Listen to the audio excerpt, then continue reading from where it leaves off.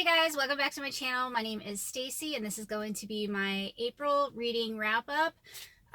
Did not mean to be filming this in my car. I was going to be outside, but my neighbor keeps turning on his chainsaw and chopping up trees every time I attempt to do this. And I'm going to have a busy week. Don't know when I can get this filmed, so here we are. It's nice and quiet in here. It's hot though, so I'm going to try to get through this as quickly as I can. It's Diamond in the Rough by Jen Turano. I think that's how you say her name. It is actually the second book in the American Heiresses trilogy. I think there's 3 of them. I didn't read the first book. I didn't realize this was book 2. This is about a young girl named Poppy who is a really funny character, a really likable girl. This, I want to say, takes place in probably the late 1800s, early 1900s-ish in New York City. Her grandmother gets her to come to New York to have a season in New York with her, to like bring her out and show her to society. Her parents own a horse farm and she was raised there, so she is very rough around the edges. She makes some incredibly funny friends along the way on her adventure in New York. There is a guy, I can't remember his name, but it's her like best guy friend, and I just thought he was one of the funniest characters I've ever read. He was so hilarious. There are also 2 gentlemen from England that are in New York at the time trying to find an American heiress for one of them to marry, because he's not doing so well with money and he needs her money and he has a title. So yeah, I thought it was a fun, lighthearted, quick read. If you're looking for something, you know, historical fiction and just cute, this is for you. Oh, I also wanted to say I gave this one 4 stars, and I will probably read the other 2 books in the series. Next one is God's Smuggler by Brother Andrew. This one was fantastic. This was a nonfiction book, but it felt like you were reading fiction because this guy's life was so crazy. It follows Brother Andrew's life. He is Dutch, starts out when he's a kid and Germany is occupying his hometown during World War II. Then he joins the Dutch army and he ends up becoming saved and a missionary. He ends up smuggling all these Bibles into communist countries, Europe, China, Cuba. It just follows his life and the things that he did. It was so inspiring. It definitely makes me want to be a better person. It makes me want to be more involved with missions any way I can.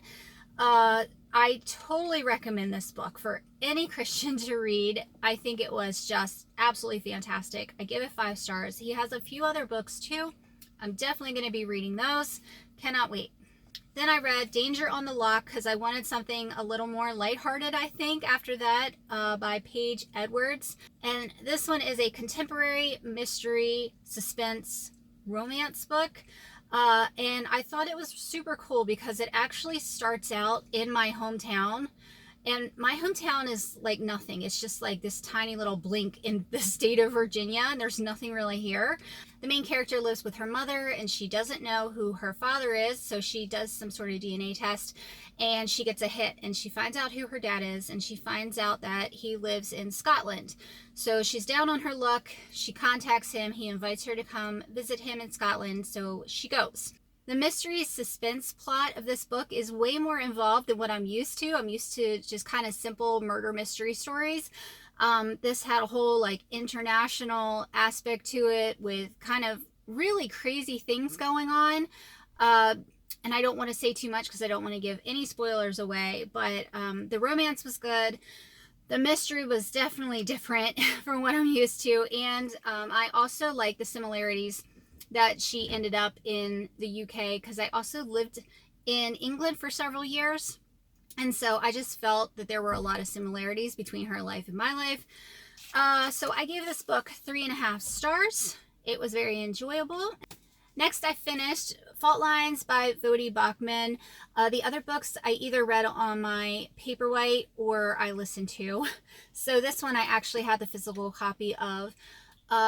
This was excellent. I really love Vodi Bachman. I'm a big fan of his in general. I really liked how he presented his side of the story or his argument. This book has to do with social justice and Marxism within the church, and how it can cause serious issues.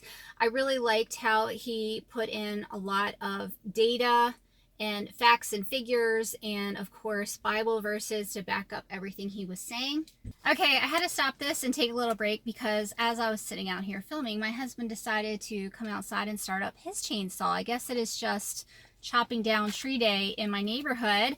Anyway, I'm going to hurry up and try to get through this because he wants to continue sawing things. So the next book I read was called The Red Ribbon by Pepper Basham.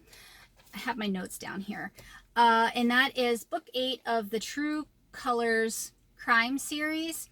So this is a series of books that are all based off of true crimes. It's all Christian fiction though, and it's all historical fiction. So each book is about a different crime story.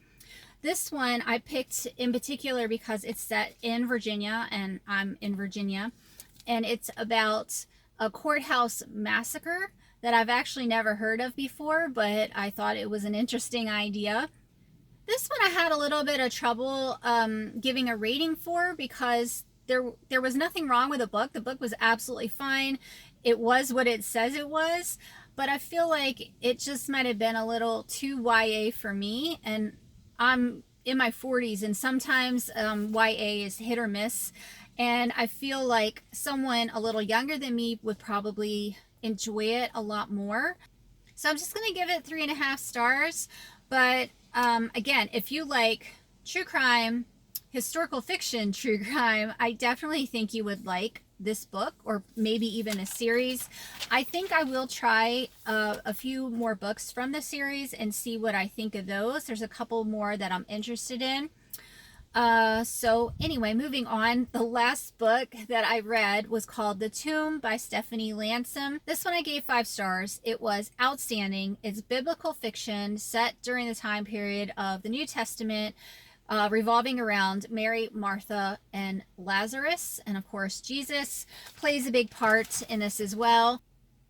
I really love the writing style. I really love the characters. And I really love that the author also adds in lesser known biblical figures, but she weaves them into the story to where you start out thinking you know a certain character, you know who this person is, they have a certain name, and then you come to find out that that person is actually a significant other person from the Bible. I don't think I'm explaining this very well, but you get these aha moments, or you get this like plot twist kind of moment.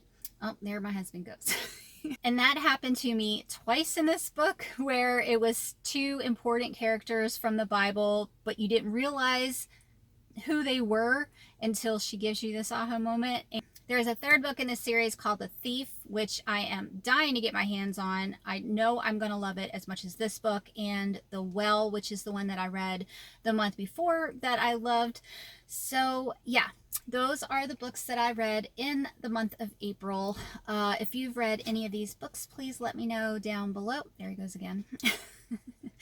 And I will talk to you guys soon. Bye.